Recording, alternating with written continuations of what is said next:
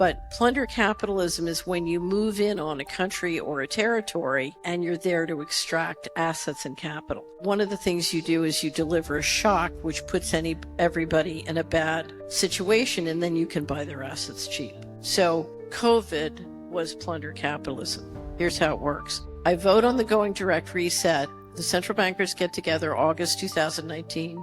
They vote to do the going direct reset. They inject $5 trillion into the economy that goes mostly to Wall Street. COVID comes along, they shut down Main Street, right? Now the publicly traded stocks can suck up all the market share. So Amazon, Costco, Zoom, they're all getting everybody's market share because Main Street shut down. Everybody on Main Street needs to feed their kids. Some of them have to sell their land and real estate. And it's easy to do. It's easy to buy it because you just got $5 trillion. You have money to go shopping. So that's an example of a major plunder capitalist play. Welcome to the Deconstructing Conventional podcast. This interview is brought to you by Healing United, a private membership association committed to helping you reclaim sovereignty over your health, life, and future. You could say our tagline is question everything and rebuild intentionally. In the audio format of the show, there's additional commentary before each episode, and there are also over a dozen audio-only episodes. You can find the show anywhere you listen to podcasts, including the Healing United PMA app. Look for it in the App Store, and if you want to learn more about the work we do, and especially how we help people heal when the doctors have no answers, visit us online at healingunited.today. Now, on with the show. All right. Well, welcome to an event that's been near and dear to my heart for a long time, and I didn't have an excuse to pull it off until Catherine Austin Fitts came to town. And I'm just delighted to be here with you. We titled this talk this evening, or this, you'll get to basically sit in on a podcast interview. Catherine and I are just going to talk amongst friends up here on these chairs, but we titled this Discerning Truth in a Post-COVID World. And I think you guys have figured out by now, we're kind of surrounded by a fog of lies and distractions, and it's almost like we're walking a path at night and it's dark and a lightning bolt goes off and we're like, was that a stick or a snake? I don't know what I just saw. I don't know if I'm supposed to be afraid of that or if I should be calm that it was only a stick. And there's this giant spectrum of doom bloggers who think the world's going to end, and what I call hopium dispensers on the other end, who are people who just, it's, John F. Kennedy Jr. is about to come back and we're all going to be freed from the IRS and from the Fed, and all the debt's going to go away. And there's just figuring out who to trust and what's true and what's not is essentially what we're trying to figure out. Sun Tzu said, all warfare is based on deception. There are people who don't want us to know what they're doing. They're not typically going to broadcast their plans. They're going to do it in sneaky ways, and they'll talk to this audience this way and this audience this way, and I'll tell you something different, all wedging you to the same outcome. So one thing I'll tell you is we're going to talk about some hopeful things here tonight. But before I can get to that, we got to talk about some really ugly, uncomfortable things. And I'm so grateful to Vision Church for having the courage to host an event like this, because some of these topics are kind of like, I don't know if we should talk about that in a church. And if we can't talk about it here, where can we talk about it? These are supposed to be God's people wrestling with truth, and we know we've been distracted a lot. So how do we see through that fog? So I hope what we can do with this night is approach it with a deep sense of humility. None of us knows everything. Curiosity or fascination, like, whoa, is that really how that works? And to do that with a sturdiness of mind, to be able to hold competing ideas in our head and be like, okay, maybe that would imply different things depending on what's actually true there. If we can exist in that headspace, I think we're going to have a fun time. So I'll say for this evening, take the meat and leave the bones. If there's something Catherine or I say and you're like, I don't know about that, okay, maybe you can discard the bone. But there's meat here. And I think we can all agree that we like the Constitution, we like freedom, and we have so much more in common than the puppeteers who try to keep us divided. So quick introduction, who am I and why am I on this stage? My name is Christian Elliott. I am I guess a professional mutt, you could call me. I've got a bachelor's in religion theology. I've got a master's of divinity from seminary. I've got a health coaching background for the last 20 years. And I got sucked into the freedom fight because of COVID. And I wrote an article, 18 Reasons I Won't Be Getting a COVID Vaccine, which went viral beyond my wildest expectations. Some of you may be already like, oh, that topic. Yeah, that one. I wrote that article, and it did a lot of things, but one cool thing it did was introduce me to a lot of really cool people in what became the medical or health freedom fight. And in so doing, I met a lot of people who inspired me, and then I've seen and watched their journey over the last few years. And some of them, not all of them, some people I used to really trust, I kind of don't anymore. I've seen some of the ways they have been co-opted or coerced, or they've become malleable. And the point there is that any one of us, but for the grace of God, can be wooed into or drift away from our principles or from what got us started in what we were doing. So my work right now is kind of as a master generalist. I get to collect people who've been wrung out by the medical system or people who've been let down by the inflated promises of the alternative world. And when I have permission to go help the whole person, when I can think holistically about it, I can darn near raise the dead, because it's not as complicated to get someone well if you can actually go after the root problem. And I've taken that approach to this sick globalist agenda that we're facing, and like, okay, where can we back up and not be under their spell? Or where can we not be under their thumb? And so I'm a weird generalist in a world of what I call partialists now. I've taken the special out of specialist and just more, I think, accurately framed what they do. They focus on a part of the problem instead of the whole thing. And so what I hope to do tonight is that we can take that approach to step back and look at this fog of lies that we're in and say, what is going on in the big picture? If we start to get that right, I think we can do some great things. So I want to give us, just to make sure we're all on the same page and recognize how much we agree on, I'll give you 10 quick questions here. So we'll just kind of read the room and see if we don't have a lot in common. So is there anybody here who thinks the media doesn't lie to us? Media is always truthful. Okay. Is there anyone here who thinks you get unbiased search results on the internet? No? Okay.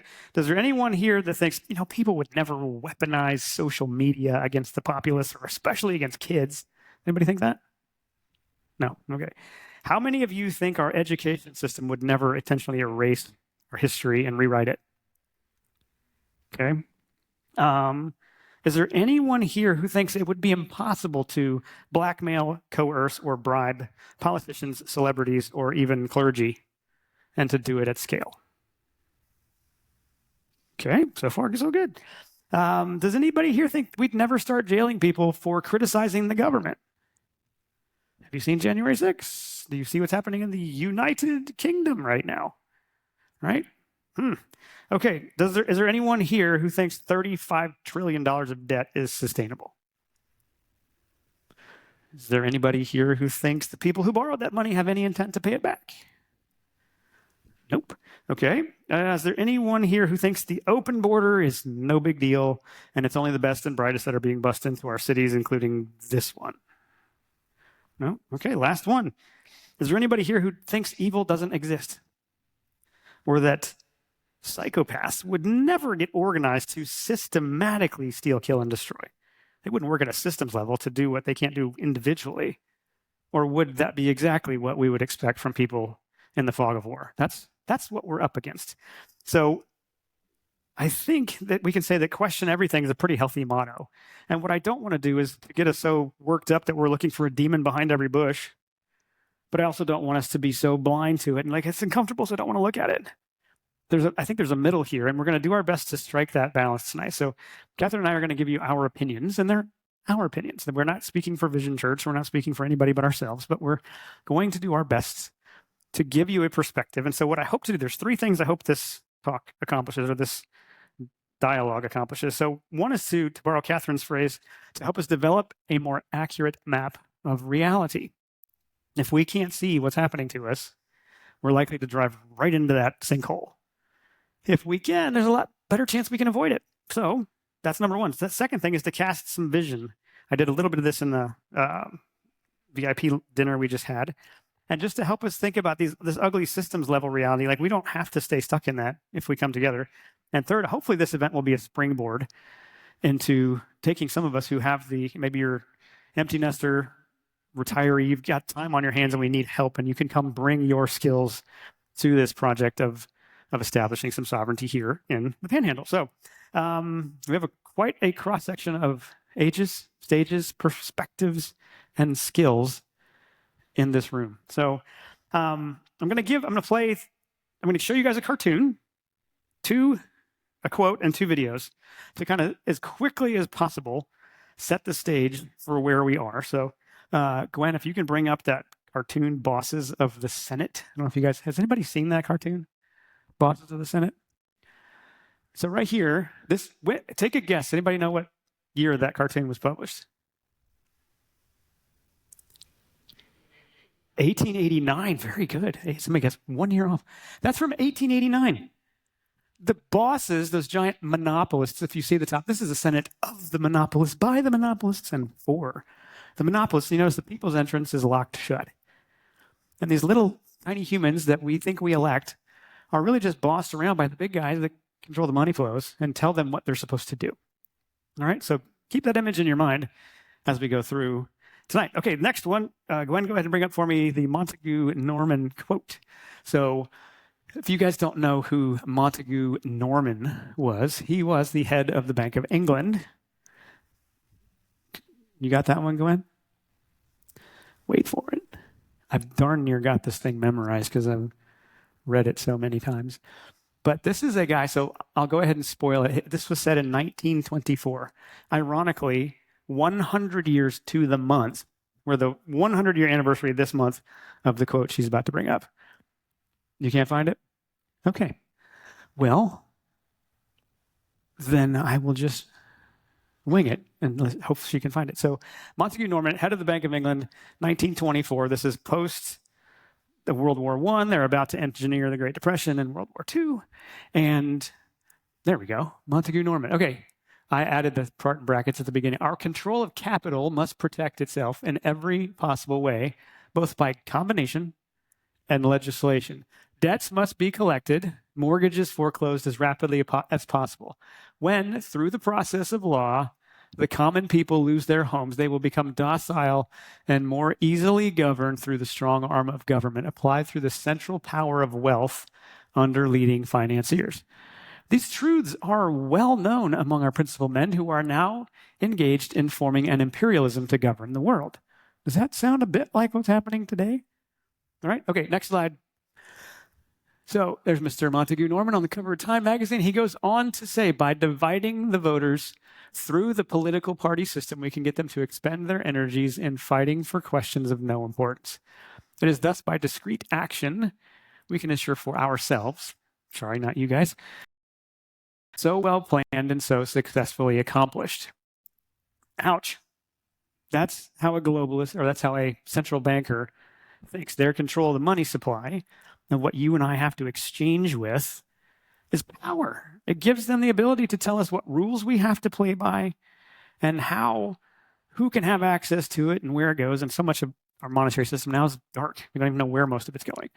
That's how those guys think. Okay, that's number 2. Number 3, Gwen, if you can play the World Economic Forum video. So if you guys missed this disgusting piece of vision casting put out by the World Economic Forum for their prediction of what the world will look like by 2030, that would be this next video. So it's about 1.5 minutes. And see if this does, literally, when I first saw this video, it viscerally turned my stomach. I was like, oh my gosh, okay, here it is. 8 predictions. Oh, there it was. Just a second.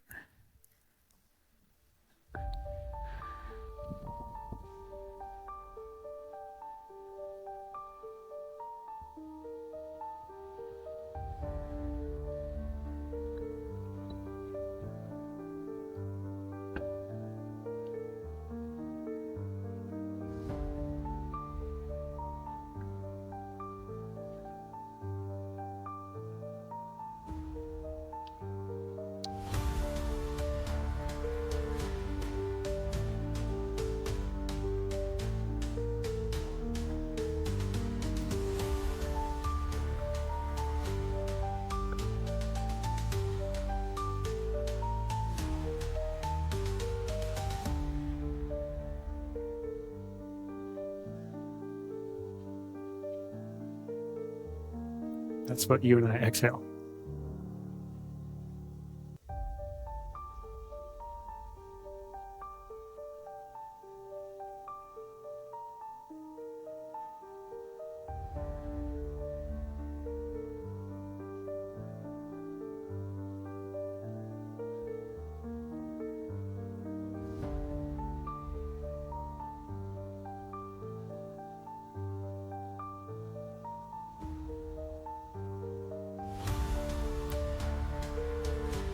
Anybody want to give that a thumbs up? Like, comment, share, as if that's something we all want to sign up for. So we're going to talk in a second. Their goal is that by the time 2030 gets here, you don't own a thing. And they don't mean like your car or your house. They mean like your toaster and your shirt, your living room. They published that as an article in 2016. It's 2030, I own nothing and I've never been happier, was the headline. So that's where some sick people are trying to take us. All right, last video. And this is if you were at the VIP dinner, you already saw this one. This is, I refer to as Jabba the Hutt. This is Augustin Carstens talking at the Bank for International Settlement. You can think of the Bank for International Settlements as and there is a huge difference there. For example, we don't know, for example, who's using a $100 bill today. We don't know who is using a 1,000 peso bill today. A key difference with the CBDC is that central bank will have absolute control on the rules and regulations that will determine the use of that expression of central bank liability. And also, we will have the technology to enforce that. Those two issues are extremely important, and that makes a huge difference with respect to what cash is. Our analysis on CBDC, in particular for the use of general use. Yeah. So the World Economic Forum failed to mention what they're going to do with the money. So I thought we'd go straight to the head of the snake and hear from him. The Bank for International Settlements is a hub in a 63-spoke wheel where money can just go into that black hole and disappear and nobody knows where it goes. The Bank for International Settlements is literally its own country. It has its own flag, its own police force. They operate outside the laws of any nation, and somehow they convinced the government of Switzerland to give them that privilege. Ouch. So that's the guy that wants to tell the rest of us what money is, because there's this gross thing called cash, and you guys are using it, and they don't know what you're doing, and they want to stop that. So I'm going to bring up somebody who can explain this way better than me. So Catherine, come up here on the stage. I need to decrease, she needs to increase. So welcome the lovely Catherine Austin Fitts to the stage.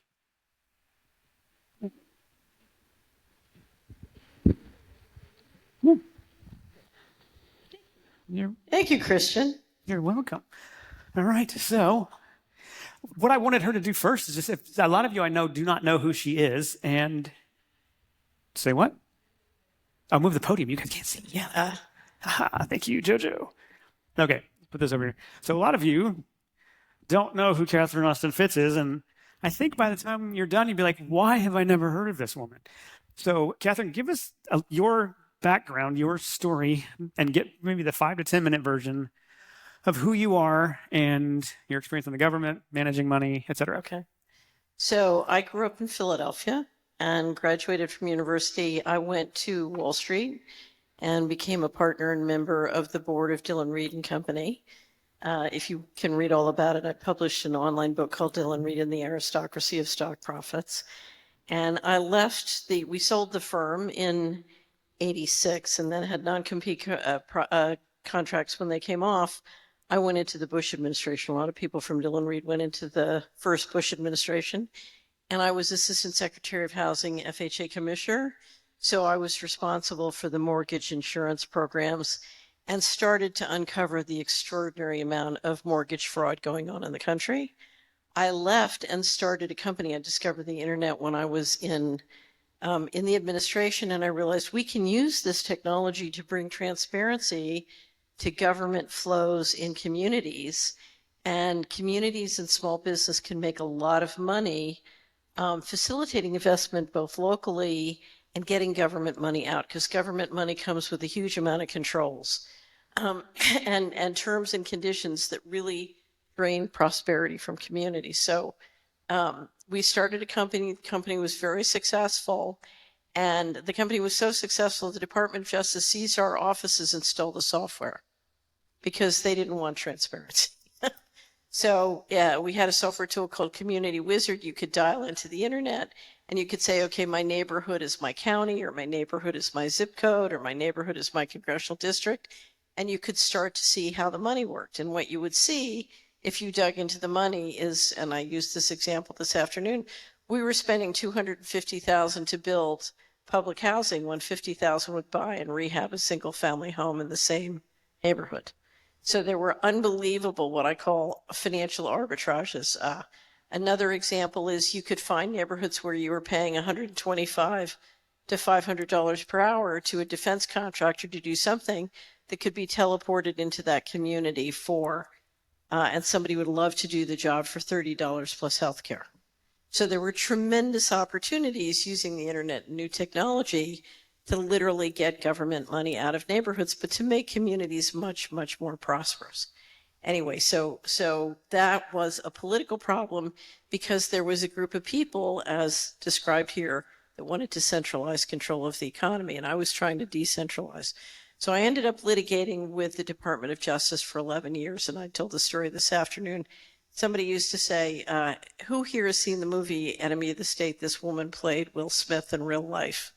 And it was a very immersive process. We had 18 audits and investigations, 12 tracks of litigation, physical harassment, all sorts of smear campaigns.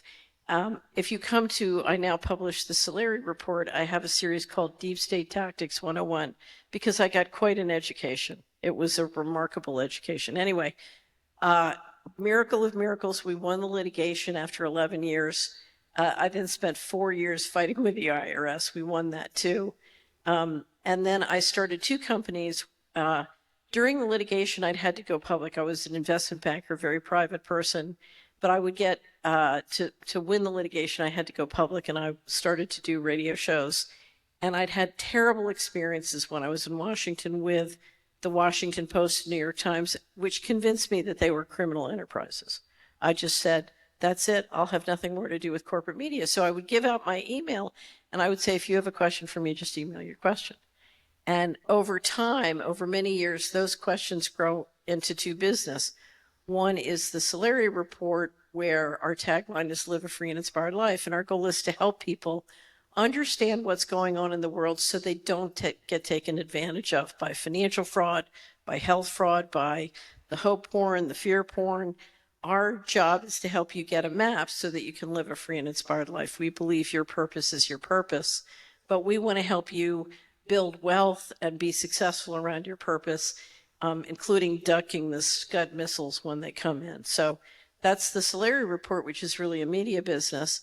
And then the other business was an investment advisory business. I did investment advisory for 10 years, which has now evolved into a screen company. The regulation was so extreme and invasive.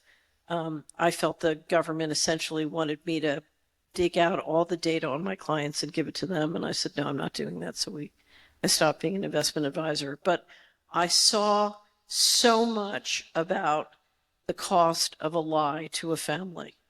I saw families, in the process of being an investment advisor, I worked with hundreds of families, and I realized one lie about healthcare, one lie about financial fraud can literally destroy and devastate a family. And it really committed me to having integrity and trying my best to tell the truth. On the Solari Report, we just try and really just stick with the truth, no matter how unusual or uncomfortable it is, because what every family needs is they need an honest map of reality. I always tell people, you need to know the official narrative, and then you need to know reality. And the official narrative is for the cocktail party, and reality is for the investment of your time and money. I don't want you to use reality at the cocktail party if it's not appropriate, because you could lose your friends. And I don't want you to use the official narrative to invest your time and money, because you could lose your life or you could lose all your money. So we like to provide both. And so now we have subscribers all over the world.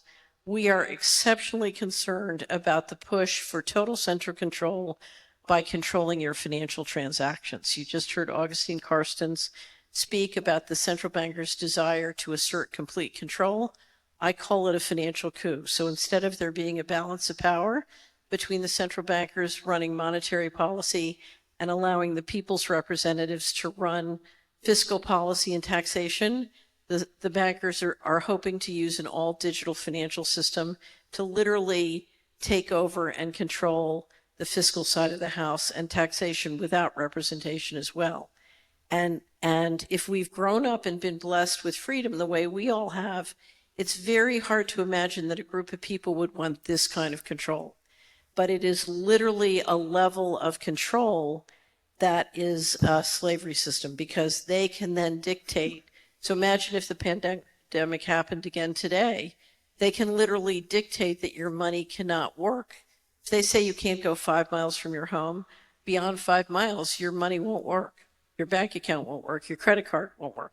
If they don't want you eating a certain kind of food, your money won't work to buy that food. We did a publication on pharma food and synthetic lab-grown meat. It's the most horrible thing I ever read, and I realized, the marketing plan for this is financial transaction control. Because the only reason anybody would eat this is because it's all their money will buy. So we started a year ago to do something called the Financial Transaction Freedom Tour, where I'm essentially traveling around Europe and the United States talking with people with all the things we can do, because this is not inevitable. It doesn't have to happen. But there's a great deal of things we can do. One of the things we can do this year is make sure that we don't get persuaded to adopt a digital ID on the theory that's what we need to solve the immigration problem, or that's what we need to solve the election fraud. We don't need a digital ID. And we certainly, we ran the border and protected our borders before digital technology existed. We had elections before digital technology existed. My ancestors have lived on this planet for thousands of years without many of these different systems. So don't be persuaded, because a digital ID is the condition precedent to getting complete financial transaction control. Once you have a digital ID, whether they do it with MasterCard, a Visa, or a CBDC, there are many different ways to do it.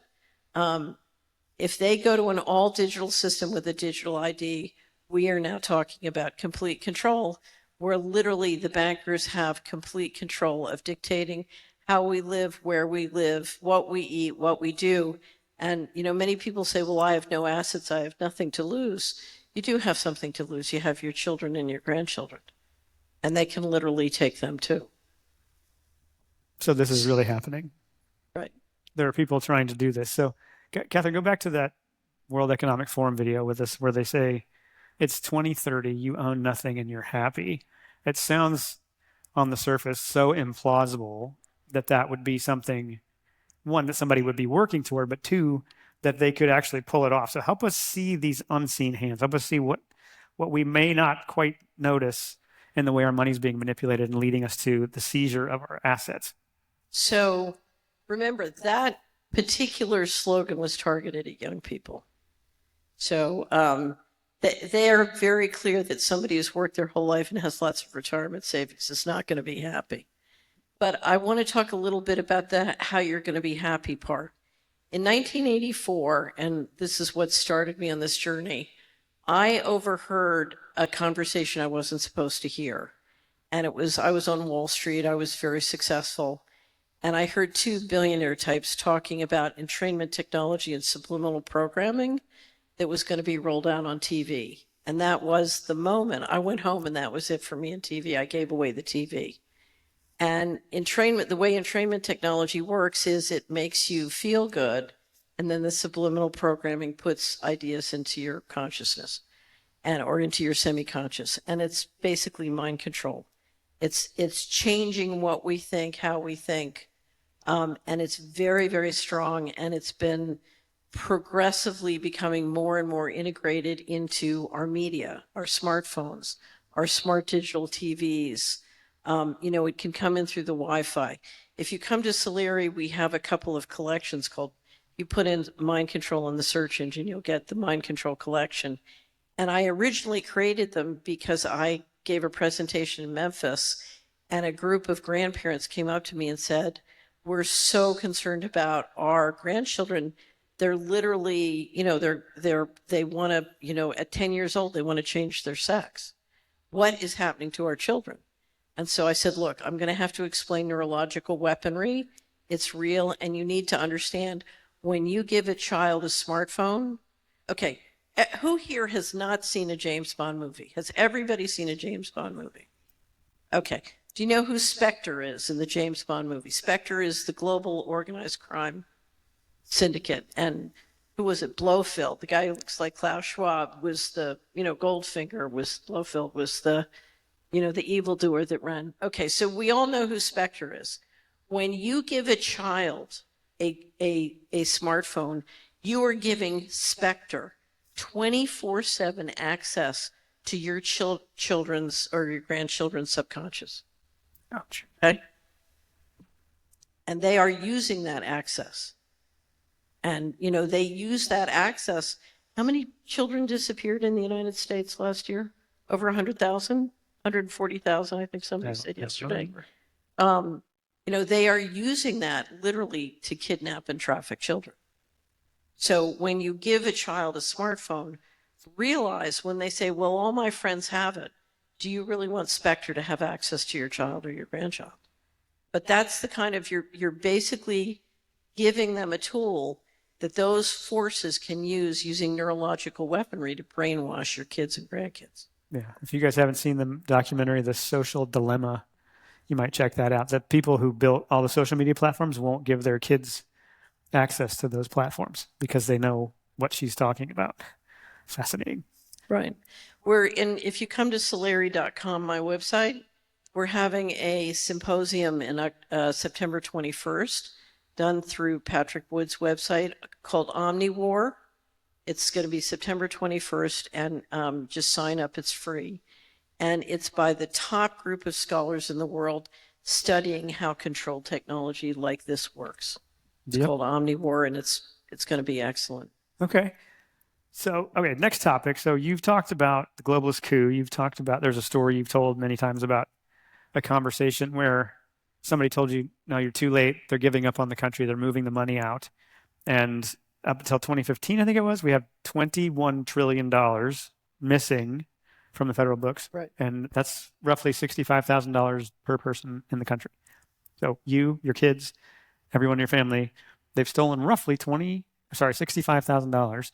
So tell us how in the world. We know it because remember, they took the books dark after that. Yeah. So all the books for the next 9 years have been dark. Yeah, since 2015. So last 9 years, they just gave up the pretense of pretending to follow the law. And that money has just continued to be taken out of the U.S. Treasury into the black hole of who knows what. So any conspiracy theory you could think of, there's a plausible funding mechanism for it. Right. Doesn't mean it's real, but there would be a way to fund the most dystopian thing you could possibly think of with that much money. So if you talk to some of the people who are leaders in the financial system, what they would say is, look, we did everything we could to get the constitutional republic system to operate on a fiscally sound basis. And the general population would not support a fiscally sound government. And if you look at the budget deal that collapsed in 1995, that was proof that the body politic would never allow a responsible fiscal mechanism. And so the intelligent thing to do is to simply, just like when you have a business, you run your old systems and then you build your new systems and you operate them in parallel. What you do is you just say, okay, we're going to suck all the money out of the old system, move it into the new, run the two systems in parallel. And then we're ready to bring down the old. We just assert complete financial transaction control and force everybody to go along.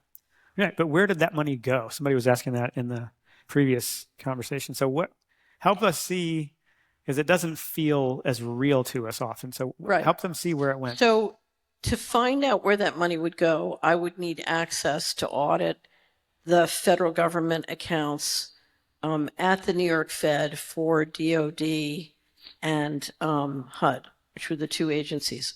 So in their records of where the money went, I would need access to know where the money went. I can give you conjecture on where I think the money went. I think the first thing they did was using the BIS as a laundry, but they had many laundries. They started to put money into things like the Gates and Clinton Foundation to start to invest and build the new infrastructure, including the control grid. I also think they've invested a tremendous amount in invisible weaponry and the black budget and black technology. After World War II, we created something called the black budget and started to finance secret technology, including invisible weaponry. For many years, many of you have probably heard the dollar's about to collapse, and then the dollar doesn't collapse and it's strong. That the reason is the invisible weaponry is much more powerful, and the US military is much more powerful than is understood because of much of this technology. So a lot of money went into the invisible weaponry and that infrastructure.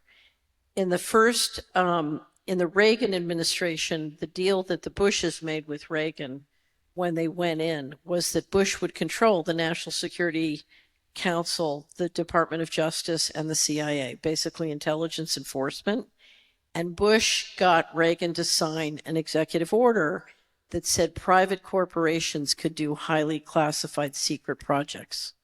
And what that did was that directly connected the US stock market to the Treasury bond market, which means the Treasury could issue an infinite amount of bonds and send that money on a secret basis to all the big corporations to do secret projects. There's a wonderful documentary, if you want to understand this process, called State of Control. It's made by a group of really first-rate movie producers and documentary makers in the Netherlands in 2020. It's called State of Control. You can get it for free up on the internet. And we describe this process. So I think a lot of it went into invisible weaponry. But I also believe a lot went into funding essentially a new civilization. So at one point when I was in the Bush administration, I watched the cabinet secretary I worked for get really frustrated, and he was yelling at a regional administrator for doing something. And the regional administrator said, "But Mr. Secretary, I had to do it. It's the law." And the secretary just exploded with rage. And he said, the law? I don't have to obey the law. I report to a higher moral authority. What he meant was, I'm operating for the breakaway civilization. I don't need to obey the Constitution or any of that. And I think they've literally built an endowment of resources. I mean, if you steal 21 trillion and you earn 10% a year on 21 trillion, that's 2.1 trillion a year. That's enough to run a global government on an endowment basis. Yeah. Well, tell them about Corey Lynn's article about the International Organization Immunities Act. Remember that one where with a stroke of a pen, the president can use an executive order to give immunity to international organizations. Right. So if you come to Solari, Corey Lynn did a whole series. We've done a series of articles on sovereign immunity. What has happened after World War II, well, it started with the Bank of International Settlements, which has sovereign immunity in Switzerland. But then we built a series of international organizations, the UN agencies related to the UN that have various forms of sovereign immunity, including over 40 down in Latin America. Corey did a great piece on Latin America. So you have all these institutions around the world that essentially are operating outside the law. John Titus has a wonderful video called All the Plenaries Men, where he describes during the financial crisis why the Department of Justice would not prosecute the banks. And he shows how the BIS protected them through the Financial Stability Board and essentially got them covered with sovereign immunity from any kind of prosecution.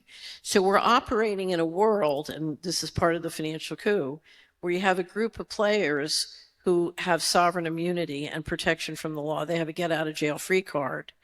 In many cases, they are immune from taxes. They're free from taxes. And they have a very low cost of capital, particularly if they can print money, whereas we are subject to the law, and we don't begin to be able to print our own money. I mean, in theory, we could if we decided to get together. Yeah, there's 76 international organizations, 76 executive orders that every president since World War II, except for Trump and so far Biden, have signed an executive order giving blanket immunity to World Trade Organization, United Nations. Pick your non-government institution, and then they can extend that, and correct me if I'm missing it, they can extend that immunity to anybody who does business with them. If you subcontract let's say with the UN, or you subcontract with the World Trade Organization or the World Tourism Organization or anything, pharma or food or whatever, you are also protected behind a liability shield. So FOIA goes out, freedom of information goes out the window. We can't see what all this money's doing. And all these organizations have basically created their own covert governance where they can travel freely, which was really cool during COVID because the rest of us had to show our papers. And so that, to me, that was a big aha moment where I thought, my goodness, this is how they're doing it. They got control of the money and they've set up all these organizations. I should also mention, because we've done 2 big studies at Solari on space and investment in space, because I think one of the command decisions, I think the reason they globalized or made a decision to globalize in the early 90s was they wanted to make a very significant investment in space.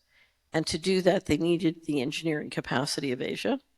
And so allowing Asia to develop that infrastructure and that engineering capacity was part of an effort, a concerted effort to become a multiplanetary civilization. So if you look at WEF, they're saying, you're preparing to go to Mars for a trip to Mars. So I think that one of their strategic goals was to make a massive investment in space. And part of the financial coup was saying, look, we can honor the boomers' retirement and pay for a lot of nursing homes, or we can just steal that money and spend it on space. And one of the things you see when you study significant investment in space is that to platform that investment on a secret basis and the invisible weaponry on a secret basis, you needed to build a very significant infrastructure and underground bases. So we have, on one of those weeks where we don't have money in markets, go listen to our interview with Richard Basis. One of the smartest researchers we have in our network and I spent 2 years taking every report or rumor of an underground base in the United States, and we collected it and then systematically went state by state through all 50 states. It took us 2 years. And we estimated, and this is just our guess, that there are 172 underground bases just in the United States. Wow. And that includes under ocean bases. So it's a very significant secret infrastructure. There's a great scene, I think, in the movie Independence Day, when they take the president down in the into the bunker, and he sees all these scientists in this huge laboratory, and he's like, where did the money come from to do this? I don't know about this. And one of the scientists behind him is actually the dad of the scientist. He said, you don't really think it costs $60,000 to make toilets, do you? Right. Right. Okay. Well, you've used we kind of set the stage for what we think is going on here. And we've seen their dystopian vision of you're going to rent everything, you're not going to really own anything. You've used the term plunder capitalism, meaning we're going to go plunder areas. So define that term for us a little bit and then give us some examples of that in action. Okay, so plunder capitalism is a word that describes economic warfare, which is it's a form of investment that extracts capital as opposed to invest capital to build a positive return. So I think of investment as something, I invest money in a company, I want that company to succeed. If it succeeds and it builds and it grows, it creates equity value and the company gets more valuable and you make a positive return. Extraction capital is when you invest in a company and it started with what's called the leverage buyouts in the LBO game. And you're trying to basically extract as much capital out of the company as you can. So we have a series of large private equity companies in this in America. And if you look, there are 2 great new books, and I wrote book reviews. You can read them up on the Solari Report. One is called Plunder by Brendan Ballou, who's a wonderful attorney at the Department of Justice. And the other is by Gretchen Morgensen, and it's called They Are Plunderers. And they show a lot of case studies. But in there, what you read is that if a private equity firm, any of the big private equity firms in America buy a company, or if a publicly traded or other investor buys a company, there's a 2% chance that company will go bankrupt in the next 10 years. If it's purchased by a private equity firm, there's a 20% chance that company will go bankrupt. And you literally see private equity firms, they take over the company, they squeeze out the money, they put it in bankruptcy and bankrupt the pension fund and move the pension fund over to the government. But they have a variety, or sell off a big one is they sell off the real estate assets. But essentially, they're not looking to build up the company, they're looking to extract capital quickly. Yeah. Okay. Now, that's plunder capitalism targeted at a company. There's such a thing as plunder capitalism targeted at a neighborhood. I grew up in an African American neighborhood, and in the old days, we used to call it a beatdown. But plunder capitalism is when you move in on a country or a territory and you're there to extract assets and capital. One of the things you do is you deliver a shock, which puts everybody in a bad situation, and then you can buy their assets cheap. So COVID was plunder capitalism.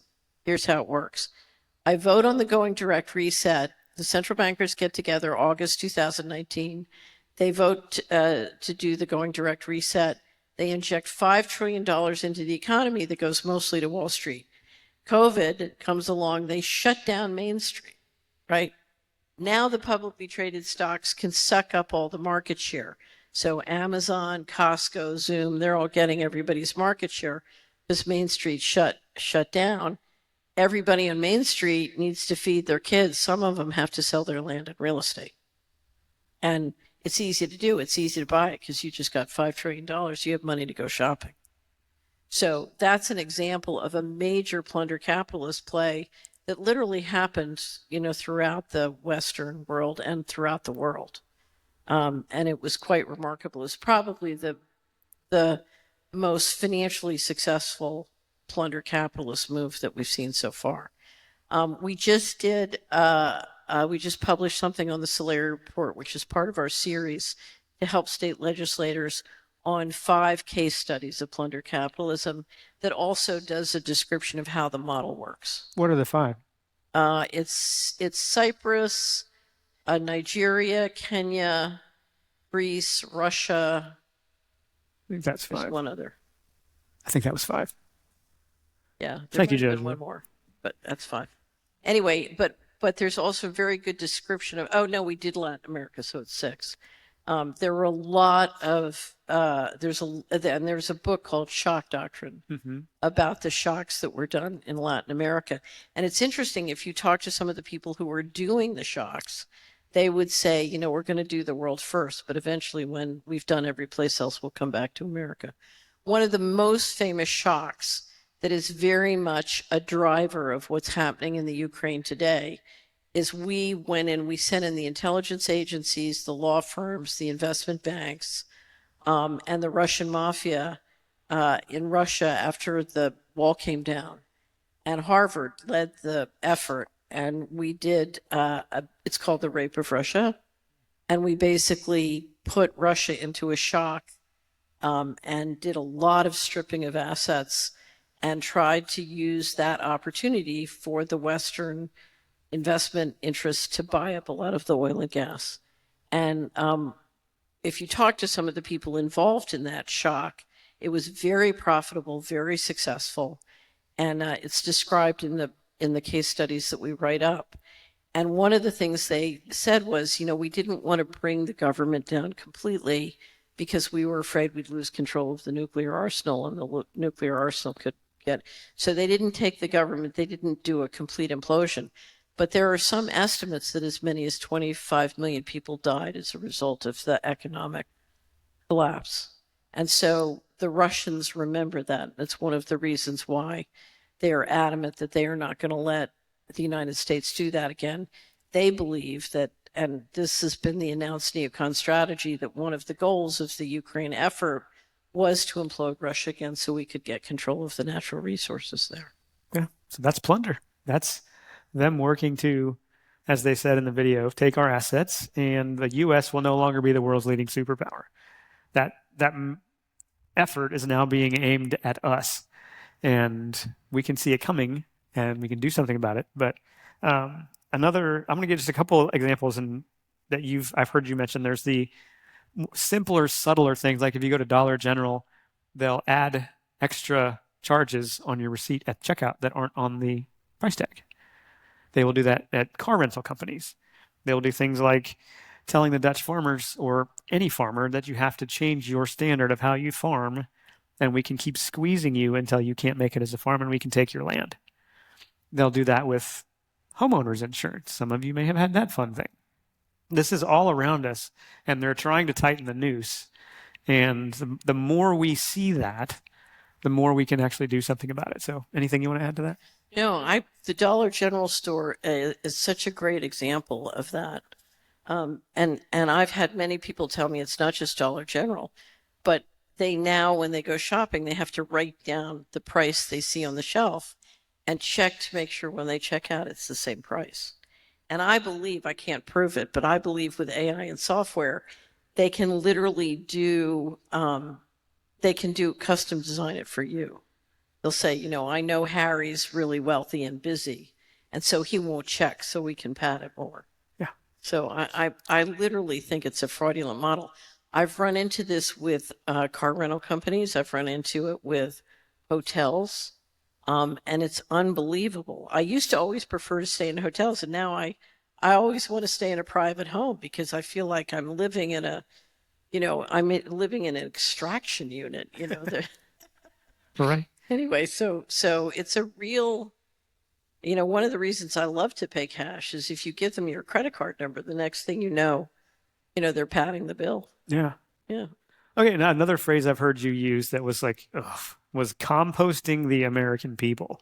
So give us an example or two of that, or what do you mean by that? I've got there's one thing I do want to bring up, and that is we just did a Solari report on car insurance. We have a wonderful attorney who's a subscriber who defends people who are being defrauded by their car insurance company. And I was out in Idaho with him, and it was 3 hours to drive me from the airport into the Sandpoint and then another.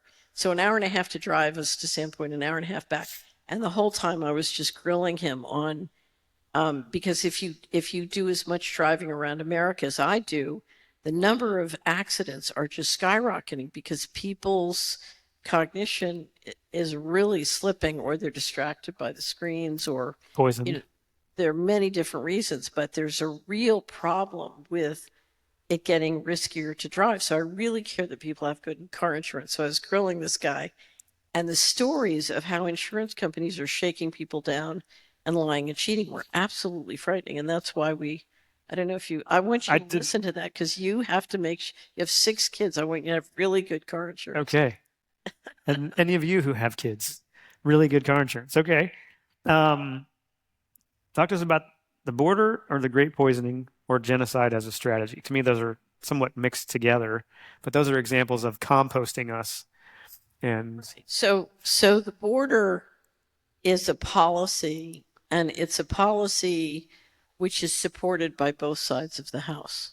Ouch. Because it's decided above, if you control the financial system, they are moving a significant number of people in, and there seems to be multiple, whenever you have a move this big, there are multiple goals. It's called stacking functions. They always stack function. Clearly they're trying to bring in cheap labor, and that is helping them refinance up the Social Security. So the Social Security system is being helped by drops in life expectancy, but it's also being helped by immigrants. I have people telling me that employers literally are getting tons of immigrants with intentionally fraudulent IDs so they can pay into Social Security that they'll never get. Yep. Right.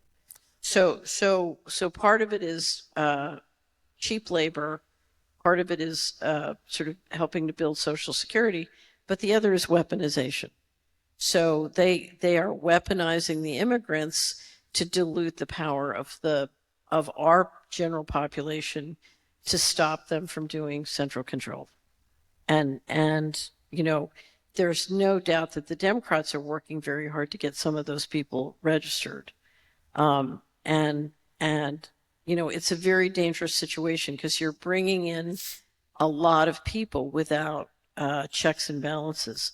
And the cartels are definitely bringing in people. And you're also having a lot of kids come in and disappear or get kidnapped, which is very frightening. So one of the big questions is we have lots of young sort of military age men coming in, and there's a push in the Senate to make it easy to move those people into the U.S. military. So the question is, are we going to end up with a lot of foreigners in the U.S. military? Yeah, it's a big question. I don't know. Who don't share our values, who don't have a history here to want to defend it or defend us. Right. Yep. Okay. So many topics. All right. So September 11th happened on a Tuesday. And on Wednesday, you go to church and your pastor makes a statement and he asks your opinion. Tell us that story. Yeah. So that was so the first thing that happened, September 9th, I was working with a reporter in Washington. I was living in Tennessee. And when I first moved to Tennessee in 2000, I was working with a reporter who I would talk to every weekend. We would coordinate, and I was helping her with research. And what we found was whenever we would get a political sermon at church, I would call her and she'd say, "How can you know that? My best source at the FBI just leaked that to me." And we discovered there was extraordinary coordination between the political sermons I was getting about once a month, it wasn't every week, and the leaks she was getting from the CIA and the FBI. It was extraordinary. It was like a marketing campaign. It was like a campaign with the fax back service, the line of the day, and she was getting it from one source, I was getting it from another. Anyway, so I go to church on September 9th, 2001, and it's the most political sermon we've ever gotten. And the sermon is that there are two women who were arrested in Afghanistan for preaching the gospel, and the message is that the tension between Islam and the Christian church have come to a head, and the only way to resolve it is to go to war. And they lay out the battle plan. It was like Wesley Clark's 5-country, and we're going to Afghanistan and then we're going to Iraq. So I go home and I call Kelly and I said, "Kelly, we're going to war in Afghanistan." She said, "I haven't gotten a leak." It was the first time she hadn't gotten a leak. I said, "I'm telling you, we're going to Afghanistan and then we're going to Iraq and then we're going to these other countries. We're going to war." She said, I haven't gotten a leak. So she and I were working on a story about all the money that was disappearing from the federal government, all the missing money. And at that point, there was $4.1 trillion missing from DOD and HUD. So now it's in 2015, it was 21, but then it was $4 trillion. Yeah, by the way, Donald Rumsfeld went on C-SPAN on September 10th, 2001, if you haven't seen it. He's like, "It's weird, the Department of Defense is missing $2.3 trillion. Huh. So we had a huge story on the missing money coming out on Friday. Okay, so that was the 15th. So she had the cover story in Insight Magazine, which automatically goes to every congressional office, every senator's office. She had the cover story, $4 trillion missing. So the next day was September 10th, and she called me and she said, "Rumsfeld just had a press conference and did a modified hangout. He said there was $2.3 trillion missing." So we thought he was trying to get ahead of our story. And I said to Kelly something I will never say again. I said, "Nothing's going to stop this story from going viral now." Oof. The next morning is 9/11. Kelly calls me in the morning. She said, "Somebody just flew a plane into the World Trade Center. You gotta watch." I didn't have a TV, but I could get online and watch it. So it was very interesting. So the next morning I get up, and there was a black farmhand who was helping. He works for my cousin, but he was helping me on my property. And he walked across, and it was amazing to see the African American community and the Caucasian community had a totally different perspective on the whole thing. He walks up to me and he said, "We think it was the Bushes. What do you think?" So it's like, okay, these guys know. So I'm riding my bicycle around the town commons on Wednesday night, and I realize, oh, it's Wednesday, it's prayer service. So I thought, I got to hear this. So I go to church, and I walk in, and everybody's there. It's a tiny church, the whole congregation. And I'm sitting there, and the pastor gets up and walks up to the podium, and he says, "George W. Bush was anointed by God for a time such as this." And I put my head in my hands, and I was like, "Oh, God, please help me, save me. I I didn't want to just mouth off. You want to be effective. So I'm just praying for divine intervention. And exactly at that moment, my pastor says, my middle name's Austin. He says, Austin, you worked in Washington. What do you think? Now, for a Southern Baptist convention preacher to ask a female Yankee what she thinks at that point in time, that is divine intervention. So I said, okay, I asked for divine intervention, so now I have to perform. I took a deep breath and I said, Brother Keith, in my opinion, the Bushes are anointed by financial fraud, narcotics trafficking, and pedophilia. And my cousin, you should have seen my cousin's face. She was like, oh God. And my pastor was totally shocked. And he said, if that's the case, we're lost. I said, don't be ridiculous. We have a governor. His name is God. We don't need the Bushes and the Clintons. People like the Bushes and the Clintons come and go. And I had this wonderful neighbor who was a big Democrat and hated the Bushes. And she said, yeah. And there's a saying in scripture, where two or more are gathered in my name, there am I. But the accord between two of us, it broke the trance. And for about 6 months, my cousin was sticking little yellow ribbons all over me. And then it came out that the National Security Council had known about planes flying in and had warned people. And what was interesting is, even though sort of I was persona non grata for doing that for a while, when that came out, people were walking around and saying, we weren't fooled here. And so it turned out to be a very positive thing. But what you saw was the networking of every county, every community, every institution in this country is very significant. And if you look at the marketing, on 9/11, you had in New York, in 3 buildings, and in Washington at the Pentagon, offices that had the most documentation on the 4 trillion missing were all blown up. Yeah, one of them in New York did not get hit by a plane. In case you missed that. Right. Building 7. But they don't want you to never forget the Twin Towers, but totally forget about Building 7 that just collapsed into controlled demolition all by itself. Right. And 2 weeks later, I was in London at a conference, and I'm driving around the city of London in this convertible Jaguar with a bond trader from the city. And the phone rings on his car speakerphone, and he answers it.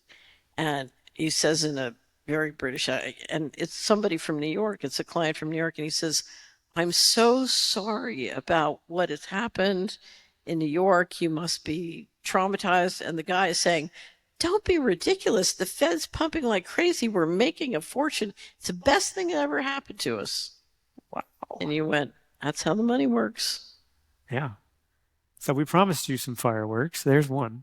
There's things that happen in this world that are official reality, crafty terrorists, and there's reality.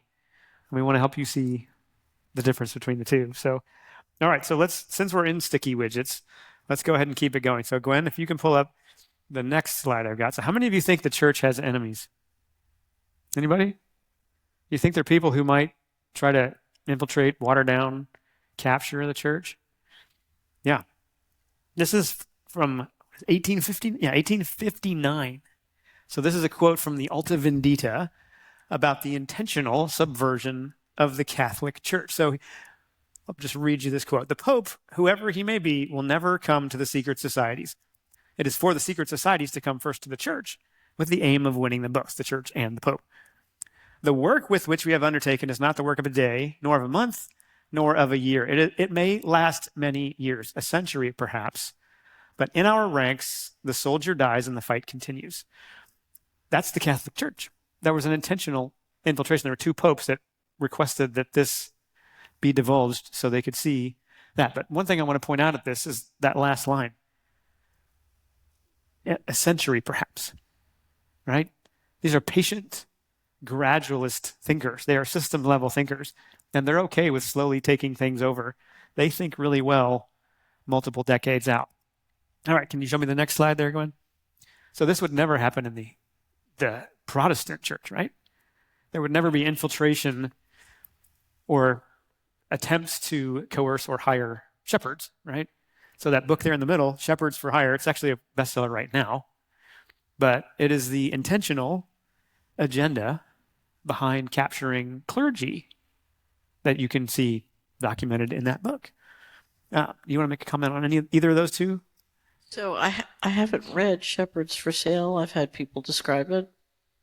But, I would say there is a very significant effort on all levels of the political spectrum to get the churches to support the central control agenda. And there are thousands of different marketing strategies. And it's, when I first started to study this level of control, I couldn't believe it because I could never believe they would spend that much money. And when I finally unpacked the financial ramifications, what I discovered is, it is cheaper to engage in this kind of information warfare and propaganda and mind control than in outright war. If you do outright war, people see it and oppose you. But this is, Subtle. this is a way of sneaking up on everybody in thousands of different ways. And it's a huge job program. Yeah. I mean, it's from a contracting standpoint, they win a lot of political favors spending money doing this. Yep. Okay. There's the third book up there. I don't know how many of you have seen or read that book, but what are the chances that somebody who thinks like a patient generational thinker who would work to capture things over a century might actually work to infiltrate and capture Christian eschatology? If you don't know that word, that's a fancy word for study of the end times. And to wrap into Christian theology a defeatist or pessimistic view of what historically had scant reference to or never was found in the history of the Christian church. And to try to convince the American churches that we should just roll over because a one world government's inevitable. It's in the Bible. There's going to be this Antichrist as a literal person. There's going to be this mark on your hand, so you might as well just let that wave just come because it has to happen before we can actually have the second coming. What if that was an intentional subversion of Christian eschatology? How would a first century Jewish person read the book of Revelation? I can promise you it's not how the Scofield Reference Bible would teach you to read the book of Revelation. That was published in 1909. That book, and then the Moody Bible Institute, especially in the 60s, wrapped into Christian theology this pessimistic view that really hardly existed. You can find so many references to victorious, to optimistic eschatology. You could take it as a given that, wait a minute, the church is the biggest religion in the world. We've grown more. We're actually on the path to fulfilling the Great Commission, or are we on the path to just this anemic limp, like, fine, I'll come back and fix it? Insert one Yeah. here. Okay. So I became a serious optimist in 1998. Tell and me I've been more. an optimist since, and I'll tell you why. So I created this company, and we built databases to be able to map out the government money by place. And as we did, I started to look at if we were free to redo investment bottom up, one county at a time, 3,100 counties, how much wealth could we create?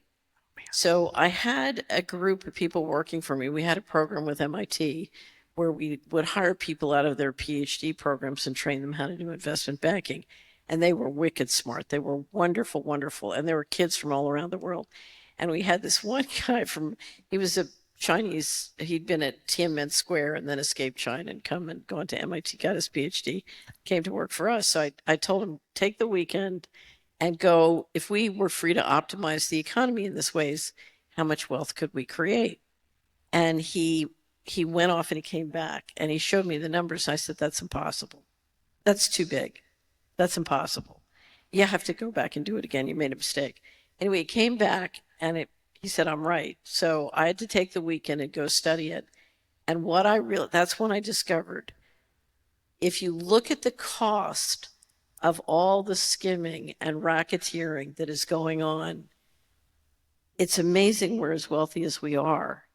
And when I tell you the price of tyranny is so fantastic and huge on our health, on our souls, but on our money, the potential wealth, if we could, simply engage in a civilized society without all this primitive financial behavior, it's unbelievable. There is no economic problem on this planet. We have a serious spiritual problem and we have a serious governance problem, but we don't have a financial and economic problem. And if you look at the wealth potential, I'm an investment banker. I get very excited about creating wealth. And broaden the definition of wealth beyond money. Right. The wealth potential, it does not have to be like this. It does not have to be like this. I can't tell you how much is being extracted. It's unbelievable. Yeah. And if you're tired, it's because we're carrying quite a load. It's unbelievable. Yep. Yeah. Okay, so tell them what you told me this morning about Netanyahu, about where he came from. And So he knows I've been having quite a squabble with some of the candidates about their support of Gaza and what's going on in Gaza. But I grew up in Philadelphia at 48th and Larchwood. And if that's West Philadelphia. And I went to a Quaker day school down in the center of the city. And I used to date a lot of guys who go to Central High, which was the sort of the big Magnets public school. And a lot of those guys would date girls from Cheltenham High. Cheltenham High was out in the suburbs. And the kids in Cheltenham were really spoiled. So I grew up in West Philly. We thought they were very spoiled. So Netanyahu graduated from Cheltenham High in 1967. I was friend select 1968. And I always tell people, I could tell you, never give a kid from Cheltenham High a nuclear arsenal because you're going to have a world of hurt and a world of trouble. And so, he's a Philly boy. He went to MIT for architecture. Yeah. And many of the people who started and run Israel are not in Israel. They're in LA, New York, and London. Yep. Right. And the reason I wanted that and these books on the record is because if we as a church decide to just roll over and anything Israel does, it must be good because it's in the Bible. If I pull out a piece of paper out of my pocket and I make the shape of $1 and I write $1 on it, does that mean it's actually $1? If I take a Star of David and slap it on a white flag, does that mean it's actually Israel? Does it mean it actually represents what we think of as the historical land or nation of Israel? Or might that be something that's not in the Bible, but it was used against us to get us to potentially just roll over and excuse inexcusable behavior of harming and maiming kids? So I'll let you take a turn. So, but I do want to bring up, because to me, the most important issue, because we do have a constitution, it still exists, it's very powerful, and we still have a sovereign government. Unfortunately, we have many people in the Congress, and I suspect many people in this current administration, who are dual citizens. They are not just Americans. They have passports, many, I suspect, to Israel. I did an interview with Cynthia McKinney, who used to be a congresswoman from the Atlanta area, and she said the number one problem in Congress is the dual citizen passport group, and they are loyal not to the sovereign interests of the United States, but to this network. And many of those people, again, are in the United States I believe, who run Israel. And this is a real problem. And one of the reasons it's a real problem is if you look at that network, they are deeply involved in pushing for financial transaction control. And if you're going to give them a get out of jail free card on what they're doing in Israel, and it's not just in Palestine, Netanyahu was very clear. He said, we're going to turn Israel into a lab for Pfizer. And he mandated the shot. It was very rough. And he gave the private healthcare records of every Israeli to Pfizer, which for is the a experiment. Serial felon. Right. So, if you look at what is happening, the genocide is not just in Palestine, it's in Israel too. Yeah. The same guy that sold out his own people is also... but Congress gave him 54 standing ovations. So, yeah. Something again, we're here to stretch your thinking, not tell you what to think, and believe what makes sense to you. But we hope you can question everything and question it in a way that says, maybe there's somebody who's trying to puppeteer me and who goes and hires shepherds and who warps eschatology and tries to tell us that what we think is going on isn't what's going on. Well, here's what's interesting. There are a couple of good people in Congress who've gotten extraordinary things done. Senator Ron Johnson, Congressman Massey, the congressman from Wyoming who got the NAC stopped. You know, you see these amazing people who get amazing things done. It's amazing how much more they could get done if we just supported them. Yeah. And so there are tremendous things that can happen if we start to support the people who are in there fighting. But we have to start saying, we're not going to support the people doing the genocide. We are going to support the people who are trying to change things. Yeah. So there's some filters that you guys can use for attempting to discern what's true and what's not in these days, and test that. See how that perspective holds up. See if there's something about it that might make some sense. And may we not be guilty of excusing behavior that Jesus would not be very happy with. The harshest words he had in the New Testament was for anybody that harms children. If you remember that, better to have a millstone tied around your neck and thrown into the abyss than to lay a hand on kids. So, okay, we're going to start transitioning here a little bit to hopeful stuff because I promised you that was coming. So, when you obviously saw this coming way earlier than I did, and when you recognized what was happening. Well, no, I was on the inside. I was one of the predators. Yeah.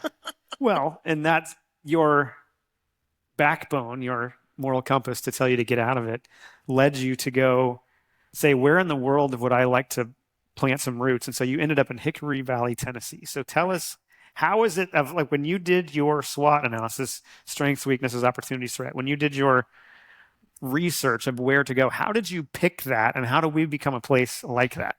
So I live most of the time in the Netherlands now. Okay. So I back and forth between the Netherlands and here. But what happened to me is, and you can understand the decision if you read the Dylan Reed book, which is online, Dylan Reed and the Aristocracy of Stock Profits. I became convinced that they were implementing a plan to do the unipolar world, that the faction running Israel was very much a part of this plan. It was the City of London and the U.S. government and the Israelis. And I thought their plan would fail. I was absolutely convinced that what they were doing was they were beginning to depopulate. So I described the genocide in poor neighborhoods. I was convinced that if we let that genocide go, that ultimately it would work its way up, although I didn't appreciate how fast that would be. And I thought that their plan was going to fail, and I didn't want to be a part of it. And so my theory was, I'm going to go out in the wilderness and see if I can come up with plan B. So if they're going to do the going direct reset and the financial coup, I'm going to come up with the building wealth reset. And I'm going to figure out, okay, how could we re-engineer, because we do need a reset. How could we re-engineer a reset that got us to a human civilization instead of this dystopian, totalitarian, thing, whatever it is? And I just felt they had become lost and they were going to fail. So I didn't want to be part of their failure, and out I went. And part of it was, I don't know if I ever told you the story when they asked me to join the Council on Foreign Relations. No, I didn't know that. It was really funny. I was on the board of Sallie Mae, and the chairman was a lovely guy. He was an SNL chairman from Kentucky. And he pulled out this brochure, and he said, the time has come for you to join the council. And he said, we want you to ask Nick Brady, who'd been the chairman of Dylan Reed, to sponsor you, which I didn't want to do. And I said, Harry, I just don't want to do it. And he looked at me, he said, you don't understand. If you don't do this, you'll be out forever. And suddenly in my mind, I had an image of them taking my name off of the locker in the underground base. And I thought, if it comes to that, I'll take my chances upstairs. I do not want to be locked underground with all these people. So, and that was it. That was sort of one of the moments of splitting off. So we do need a reset. It depends. I believe it depends on the people of the church to figure that out and do it. Okay. They are the ones. You have to understand that your soul is immortal. You have to understand that. And if you understand that, you know why you adopt and implement values in a value-based culture. Because, culture is just the integration of the divine in everyday life. But the society that will endure is a society that has an excellent culture. And you have to have the right values. And you have to know that your values are for a higher God and a higher purpose than just, what makes you money today. So, all of that was sort of clear, and that's what I've been trying to do ever since. And I know it is possible. And one of the reasons it's possible is that this will not be decided by logic, and this will not be decided by force. This will be decided by divine intervention. I don't know when it's going to happen. I don't know how it's going to happen. But we are called to do everything we can to serve that. It's the story of Gideon in the Bible, if you've read that. And we have to be Gideon's army, and what will be, will be. It's way out of our control. But there's no choice, because if you look at what they're up to on the other side, that's not something you ever want to be a part of. You don't want to live in that. Yeah. So there's no choice here.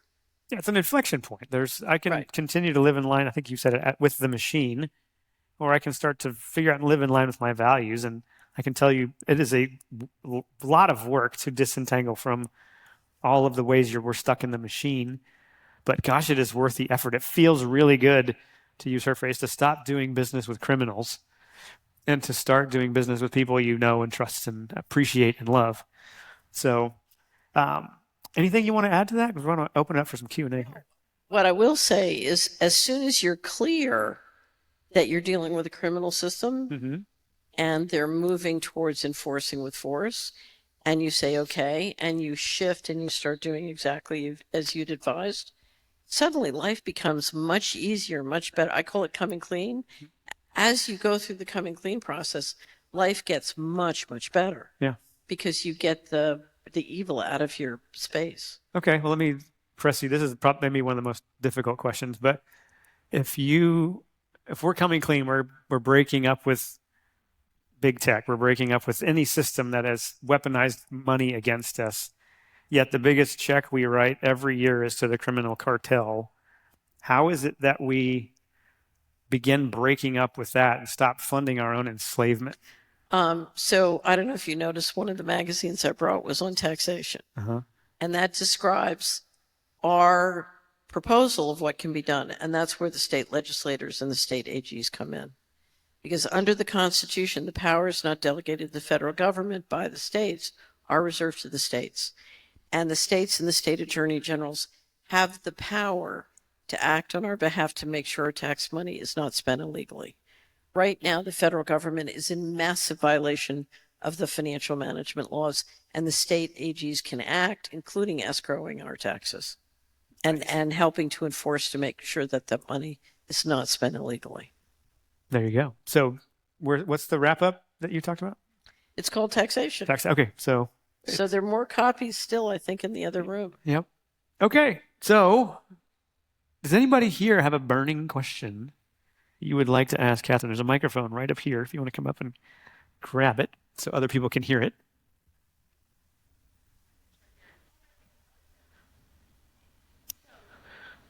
Part question. Taxation.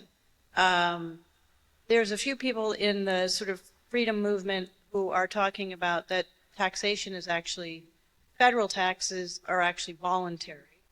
And that before, I don't know what year it was, but before we started implementing tax, we were fine, roads were made, everything was okay. So that was part one. Part two is big and small, right? Do you think that there is more susceptibility to evil as things get bigger? Because it seems like that's where things fall apart, is when people like get into high of a level of power or when the power spreads too far.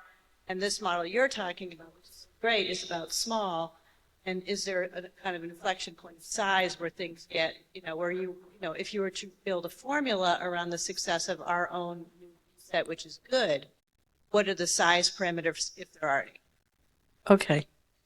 So yes, if you look at the law, federal taxes should be voluntary. But if you look at people who've tried to litigate that or implement that, they're practical issues. And as a political matter, what I've found is most people who pay their taxes resent people who don't pay their taxes and think they should get out, which is why I'm suggesting a political solution, because we need sovereign government. At least we need it now. And so when a sovereign state government and an attorney general act to hold the federal government accountable for breaking the law and do it to protect our taxes, you avoid the political problem of some people are paying and some aren't, and the people who are paying resent the people who aren't. The thing that really drives that resentment is so many people. More than 50% of the people within a community are dependent on checks from the federal government. So you need to come up with a way for people to put money in the pot and those people to be protected. And that's what an escrow under a state AG could do. Okay? So because you're trying to build a political solution. And because so many people are dependent on federal checks, you don't want to threaten them or pull their money. So that's number one. The second question was... So how big does it get? Like, how big can a local area get before? So if you look at doing bottom-up local action, if you go out on the prairie, what we found was a town would grow to about 10,000 people, and then they'd split. It's kind of like churches growing to a certain size and then splitting. So I really thought the smallest group for, sort of major local investment and direct investment was about 10,000. But I've seen counties where you could go much higher because you had great infrastructure and leadership.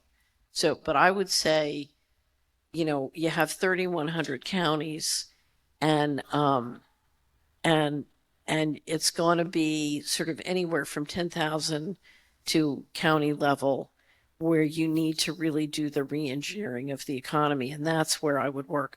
One of the things I would love to see is mesh networks combined with crypto that is community based. In part of what could make crypto really powerful is community currency crypto. But here's one of the greatest reforms I've ever heard. And I say this because there's some fabulous homeschoolers in the audience, right? But who here knows who Bill Binney is? Raise your hand.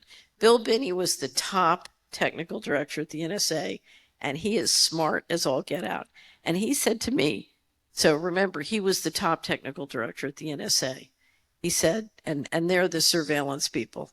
He said, what could really make a difference is if all the homeschoolers teach their kids how to do cryptography and encryption. And then we have local, so mesh networks with community currencies. And we have the kids constantly making new encryption systems and just spinning them around locally. He said it drives them crazy. They can't deal with it.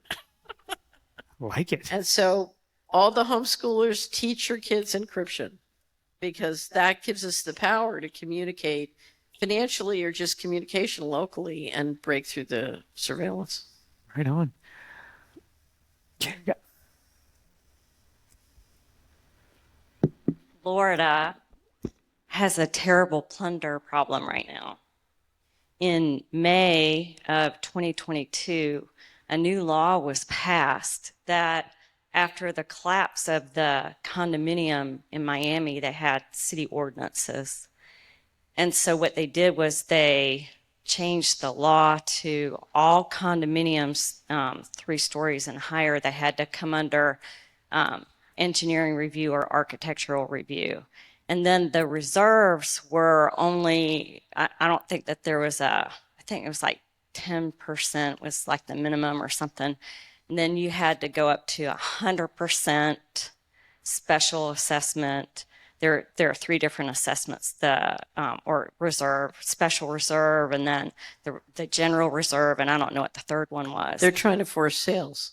They are. I mean, it's terrible. And on top of that, in December of 2022, all of our insurance laws changed. All of the property insurance laws, all of the car insurance, all of the business insurance, if you own a building. So all of the insurance changed. And so I'm a property insurance attorney. I'm plaintiff, never worked defense. So I'm plaintiff, but what I'm seeing is now so many are uninsured. When COVID happened, I heard that there was a group of lobbyists who went to Trump. Trump wanted to make sure that the businesses got money, and then he got strong-armed by the lobbyists. Don't know if that's true. But what do we do? So very disappointed in our governor, very disappointed in our governor for our supermajority Republican, and I'm conservative, okay? Do we have an alternative? You're in finance. What is the solution for the plundering that's happening in Florida? Because it's affecting those more who came down here, they retired, they're on a fixed income, and they are losing their properties, and people are having to move out of the state, and the plunder is real. Right. So, and in fact, there's something happening with the state parks that I've been trying to figure out, which may be right. There's something going on with the state parks that looks like it's okay. I've been trying to figure out what's going on. There is only one way I know to stop that, and it's one of the things that's helped stop some of that in Tennessee. And that is when you have a concerted group of conservatives in the state legislature who stop it at every turn.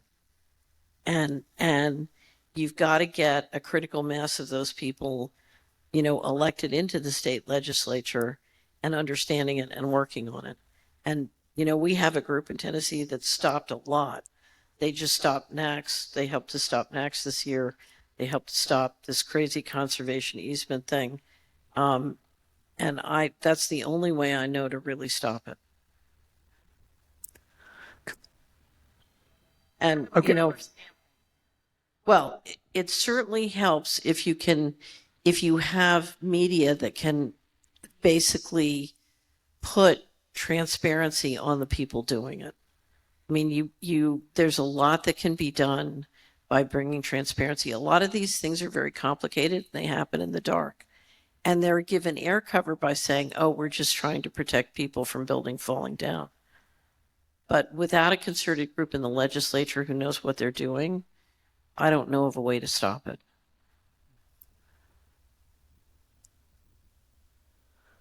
So right now we are $35 trillion in debt. That means every man, woman, child owes $102,000.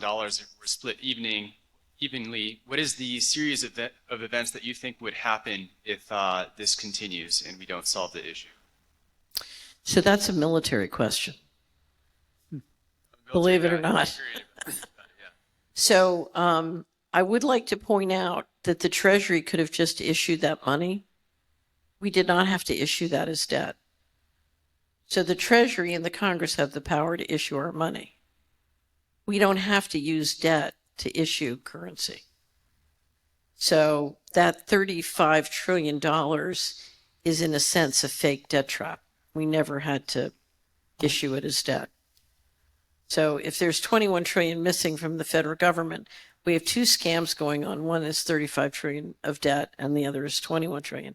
One of the reasons you issue currency with the debt is if you want to do a lot of secret things. It helps to sort of run speculative bubbles and balloon. It's a longer conversation than that. The fundamental economic problem we face is this. The American way of life was subsidized by the American intelligence communities, military, and financial interests going around the world and extracting resources and labor cheap from the third world and the second world. And we were subsidized by that plunder.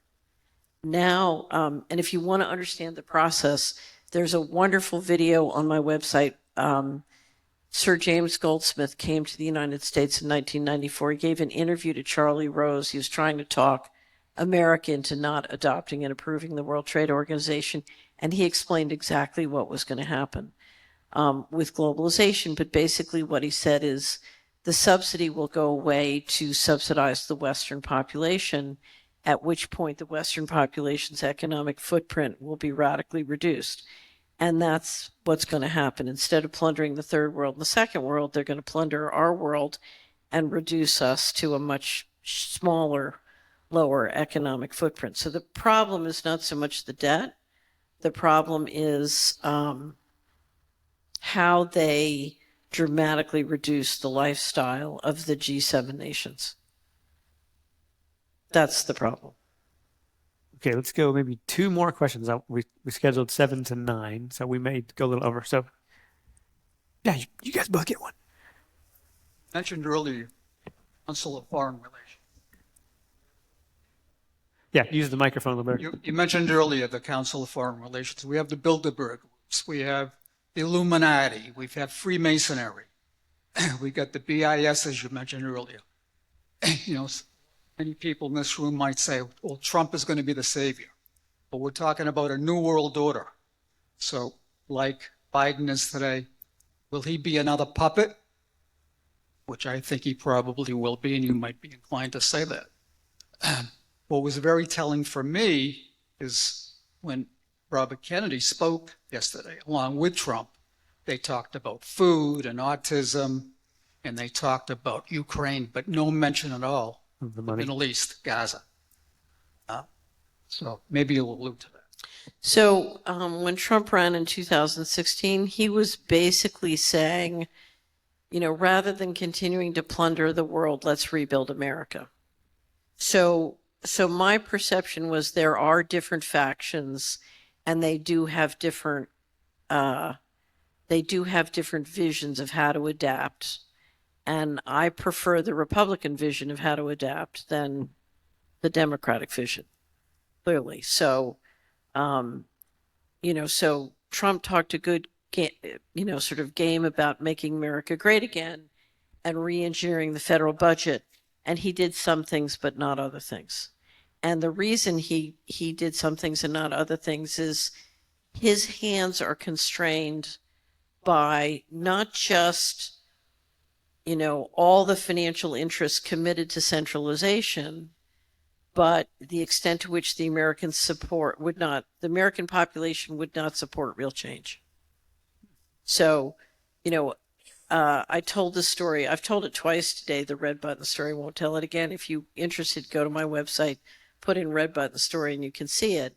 But essentially, the American people have expressed their political desire for a free lunch again and again and again.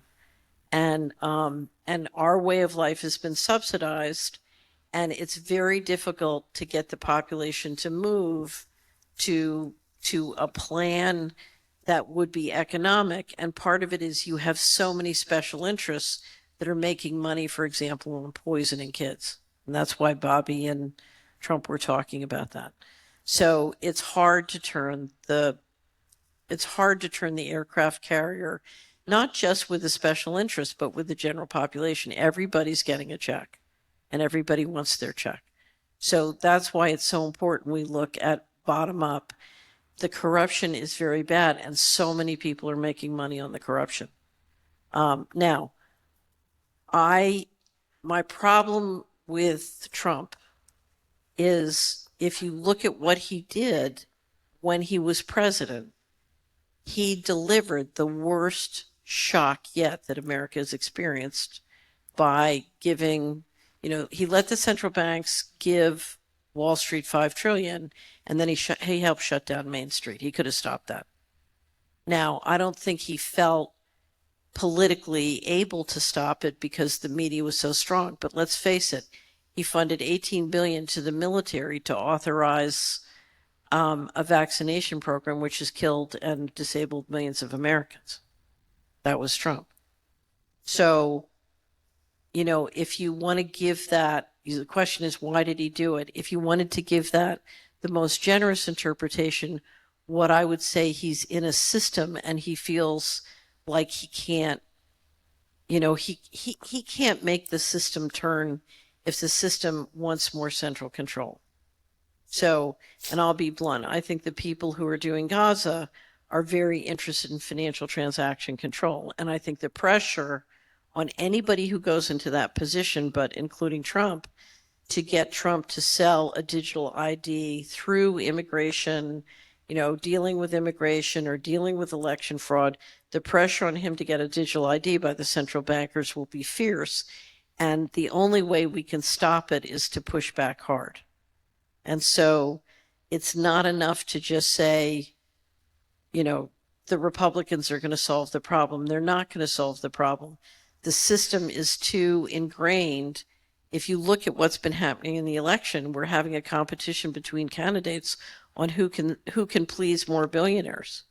It's a competition of policies for billionaires. So to me, it's always important to vote, and there are incremental differences between the candidates. Like clearly the Republican ticket I think is going to be preferable to the Democratic ticket. At the same time, this can't be solved from Washington, because everybody in Washington makes money from more centralization. They're deeply vested in centralization. And to think that somebody like Trump can walk in and change that. It was amazing that he got the Paris Agreement canceled and the WHO got us out of WHO. And, those were huge achievements. And he took a lot of flack for doing that. And it's probably one of the things that brought on the pandemic. So it's kind of a mixed answer, but I think it matters that the Republicans win. I think we have to do everything to make sure that they don't lead us into financial transaction control. All right, one more, and then I'll wrap us up. Hi. Hi. Good thing you stayed away from Kissinger in the world. CFR. Yeah, and then talking about the Club of Rome with Vatican, that was interesting as well. So what I'm curious is, I can't remember the name of the law, but where they made the distinction between what you were just talking about, legal tender and legal money in the 30s, and then how UCC title isn't applicable before like 1938. We're in a system of implied consent. Now, there's different variations, like some people out there talking about, the CUSIF trust and all this, and there's this big stockpile of money. Some of it is BS, but also learning about trust law, common law versus, which is constitutional law, versus statute law, which is corporate law. Why aren't you sharing or teaching on the private public factors and the ability they had a backdoor in to exit the system? So the reason I've never invested a lot of time and money into any of those issues, I spent a lot of time on common law, just because common law came up a lot in my litigation with the federal government. And I think common law is very powerful and very important. The reason I've never spent a lot of time on those systems is, in my experience with the Department of Justice and with a lot of the different federal agencies, they don't obey the law. They don't respect the law. And I can do, let's say we say any of these systems, where I can do those systems all day long, but I've seen how they play the game of enforcement.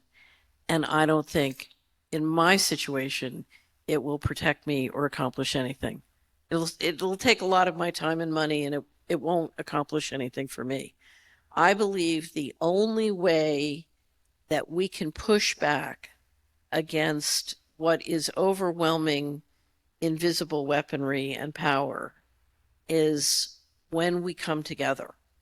In other words, and I don't know how to come together under the Constitution, which is to me the most powerful document in the world after the Bible. I don't know how to come together under the Constitution other than as a group in transparency and embracing fully the law and embracing fully my responsibility to contribute to the general pot, especially when many people in the system depend on money out of that general pot. And so that has to be open and has to be transparent. I don't think there's a way out for me or any individual. And even if there is under the law, they won't respect it. So anyway, I've always felt that it's not that those don't have merit to them, but it wasn't a good investment for my time because I'm looking for something that will really work. Yeah, I'm looking for something that will really work. You know, one of my favorite quotes is from one of the presidents who said, nobody is as smart as all of us. And we are going to solve this with shared intelligence combined with divine intelligence. And that requires a certain openness, it requires a certain transparency, but it also requires embracing the Constitution and the common law. I think the common law is very powerful. So one of the things I want to do, and you can read about it in taxation, is I want to assert a common law right of offset for $21 trillion against the New York Fed member banks. Yeah. Well, but let me just tell you a story. I settled the litigation, and I got a huge settlement. I won the litigation. And at that time, the missing money was $14,000 per person. Now it's $65,000, but it was $14,000. And I just, I got the money in, and I was trying to pay all my debts and repay everybody who'd helped me and bonus out money to everybody who helped me. And I owed $14,000 on a credit card to a New York Fed member bank. In fact, the bank that owns the largest percentage share in the New York Fed. And so I wrote them a letter and I said, dear sirs, I owe you $14,000, but you owe me $14,000 as a taxpayer because there is whatever the number was, $4 trillion missing from $14,000 per person. And you as depository for the U.S. government has stolen $14,000 of my money. So I'm asserting a common law right of offset. You owe me $14,000. I owe you $14,000. I'm asserting a common law right of offset against the $14,000 I owe you. Here is the name and mailing address and telephone number of my attorney. If you have a problem with this, I'm happy to negotiate or litigate. Just give her a call. Sincerely yours, Catherine Austin Fitz. They wrote off the credit card debt. I never heard a word. I'm sure they got me back on my credit score, but I didn't care. There you go. There you go. So we are not, excuse me. We are not powerless here, my new friend. So, Gwen, if you can switch to the last few slides I have, I just wanted to, I promised you guys to cast a little bit of vision too. And if you guys have never heard of mutual aid societies, it is one of the most amazing things erased from our history. So if you were in the VIP dinner, you heard me talk about this, but there were thousands of these groups. They had hundreds, some of them had hundreds of thousands of members. One of them had 600,000 members. They could hire 2,000 doctors, and they charged people a day's wage for a year's worth of benefits. These were immigrants. They were people who shared a similar plight. They had similar ethnicity, and they built banks and hospitals and schools and sports and on and on and on, because it was people of a shared vision coming together and saying, you know what, we don't have to live with no safety net. We can have each other's back, and we can build something special, and we can build something local. That book that's on the screen, From Mutual Aid to the Welfare State, is how monopolists basically ruined and infiltrated and legislated these things out of existence. Most people, I've talked to some I consider awake people who hadn't even heard of it. And when I mentioned it, they said, oh, communism doesn't work. I'm like, this is capitalism. This is a free market. These are people who came together and needed to do something to make sure that widows and orphans were taken care of, to make sure that people had insurance and they could have a doctor and so on and so forth. So we have an opportunity in our area with even just the people in this room to be able to say, you know what, we don't have to wait for the world to melt down and just go about our days hoping that this goes away. And instead, many hands make light loads. So I'm not looking for a lot of more things to do in my life, but I'm not going to sit on the sidelines and tell my kids that daddy was too lazy to stand up to this global tyranny, that I was not going to do everything I could to hand you a better generation, a better life than the one that you got, because I couldn't live with myself if I just rolled over for this one. So I will continue to fight. And if I'm a locust eating prophet in the wilderness and nobody wants to join me for that, I will keep doing this fight because they're worth it. And I hope that you guys feel the sense for your kids, your grandkids, and whoever comes after us. We get to decide what world we leave them. We get to take models that have already been proven and say, well, why could we not do that? There's no reason in the world we couldn't if we came together. So go ahead and switch to the next slide, Gwen. So this is a vision that I had, and ironically, we're in Vision Church, so maybe I should take the slash out of there. But the idea is simple, not easy, and there's a lot of complexity when you get into it. But the simplicity is the idea that a church could be a really good hub, because the church has a shared moral values. It has a physical location. It has a nonprofit status. They can fund ministries. There are so many things a church can do because it has a cross-section of people and skills. And churches that are willing to serve as a hub for building local sovereignty probably has a banker in it. It probably has elected officials. It probably has a sheriff in it. It probably has, go through the list of the things we would need. Somebody in our congregations can solve almost all of the challenges. And I know people in different businesses who are all about sovereignty and they can't find enough customers because it's hard for us to change sometimes. We don't want to push the big red button. We don't want to go through the uncomfortable year or two of what it would take to change that. Well, we can change that if we decide to come together. So that little hub or hub and spoke would have the church in the middle and would have basically, in my idea, 6 different leaders, people that can work on local financial transaction sovereignty. So we're not enslaved to digital systems. We could have somebody working on a food hub. We could have somebody working on, pick the area where we are stuck, entangled in their systems. And we have the skills amongst us. And so, especially if you are empty nester or retirement age, we could use your help. I'm pulling my weight as much as I can. I'm an entrepreneur with my wife, and I homeschool 6 kids. She does most of the work, but it's still a lot of work. And gosh, we could use your hands in the fight. What if you're going to go through your days? Why not go through it doing something that has a legacy play to it? Why not roll up your sleeves and learn new things and do hard things and help establish a sovereignty hub? Hopefully here we could be the lighthouse to demonstrate a model that's already been proven. Mutual aid societies already did it. We could do that too if we decide, you know what, it's worth it. And so my idea was maybe we get together once a quarter and talk about this. Maybe if there's energy behind it, we find some leaders. Maybe we can even have an investor that pays somebody to have a salary to do some of this work. But we could charge a simple day's wage for a year's worth of benefits and give people something so we can create wealth, not just money, but we can create health, vitality, and spirituality, and better food, and all the systems that are possible. I love your story about how much wealth could be generated if we took the suppression of our wealth away from us. The earth does not produce negligible resources.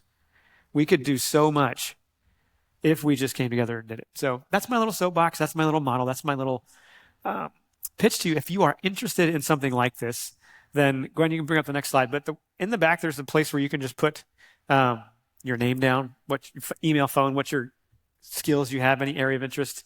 And just remember that with God, all things are possible, right?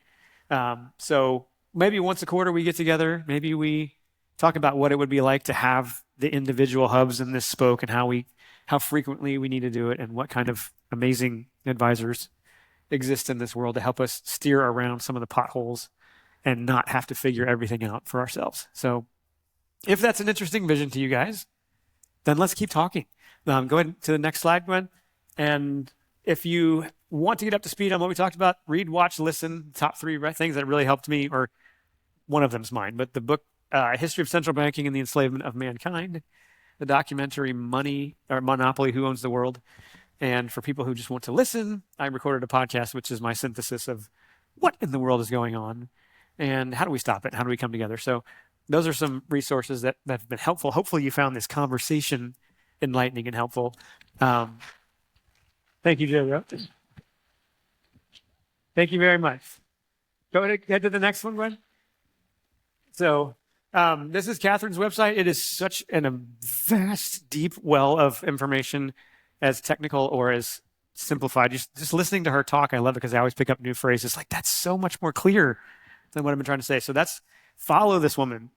Study what she has worked so many decades to package for us. This is a very unique human who has been through the ringer and was vindicated when the freaking DOJ came after her. She won. That's really hard to do these days, in case you haven't figured that out. All right, okay, next slide. If you guys want to keep up with the work my wife and I do, we have another doctor on our team, Dr. Heather Gessling. You can go to that app. We have an app on the Apple Store. It's not out on Google yet. We're still kind of in the testing, just making sure. You're the first people that we officially announce it to. So that is our app in the App Store. We also have, you can go to healingunited.today in the footer. You can put your email in there, and you could that's the picture on the right there. If you want to keep up with this, if you're on the mailing list, when I talk about these things, you will get notified, and we will keep this conversation going. But please put whether it's there or the form in the back, please put your name down if you think you want to be part of it. As an advertisement, I just have to say you've never seen 6 healthier children. Yeah, we do know something about health. That is our shtick.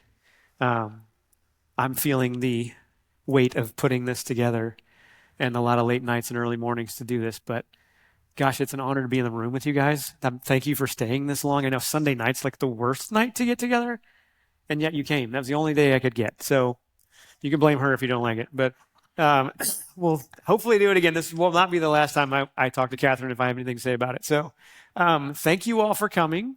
It's been great spending time with you. If you want to keep in touch, then we will be here, and we'll get it shut down shortly so that those of you who have kids at home can get to bed at a reasonable hour tonight. But thank you all for coming. Thanks for listening to Deconstructing Conventional. If this conversation sparked new questions or helped you see things in a new light, feel free to share it with a friend who is on a similar journey. Don't forget to subscribe so you never miss an episode and a perspective that challenges the norm. Check us out on our website at healingunited.today and find us on social media at Healing United, or you can check out the Healing United PMA app. It's a great way to stay connected. Remember, question everything and rebuild intentionally.